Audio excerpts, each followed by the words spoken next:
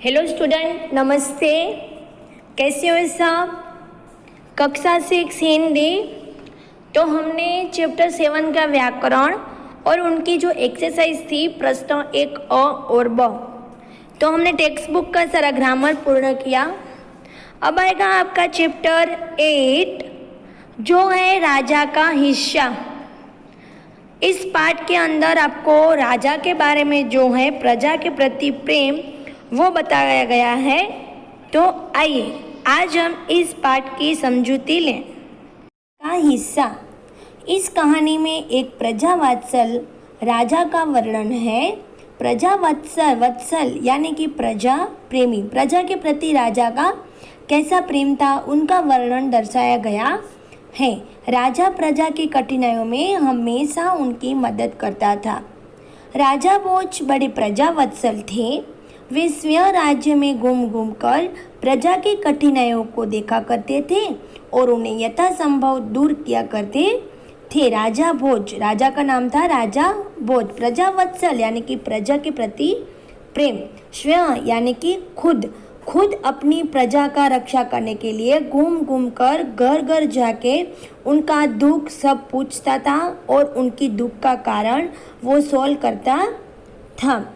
एक दिन राजा ने अपनी रानी के साथ रथ पर सवार होकर राज्य का भ्रमण कर रहे थे। भ्रमण यानी कि घूमना। एक बार रानी अपनी राजा के साथ सुबह भ्रमण करने निकली। वे राजधानी से बहुत दूर निकल गए। अपनी राजधानी से यानी अपने घर से बहुत दूर निकल गए। उन्होंने देखा कि एक खेत में किसान हल जोत रहा है। हल के साथ यानी जोड़ा जाता है, वो जो हल के साथ जोड़ा जाता है वह, मगर उसके हल में एक ही बैल है और दूसरे बैल पर उसकी स्त्री हल खींच रही है। अभी ये देखकर रानी को बहुत दुख हुआ कि एक बैल है और दूसरी उनकी पत्नी उस हल के साथ जोत दी गई है यानी कि जोड़ी गई है।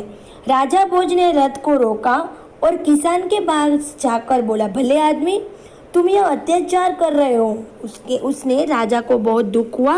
उसने अपने प्रजा के प्रति बहुत प्रेम था।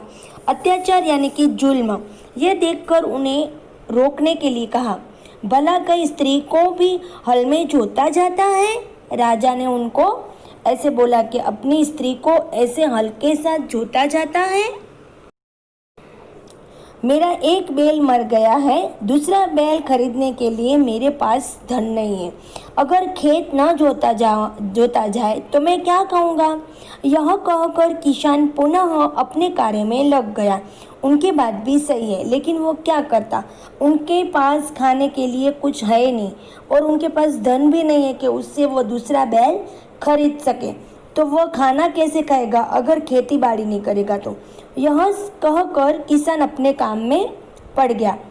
उसे क्या पता था कि उससे बात करने वाला कौन है? उसे पता ही नहीं था कि वो एक राजा है। राजा ने कहा, अरे भाई जरा सुनो तो, जो कहना है मेरे साथ चलते चलते कहो, मेरा काम क्यों रोकते हो? किसान ने कहा।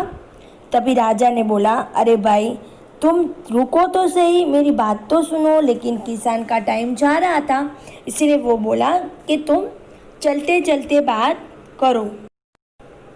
राजा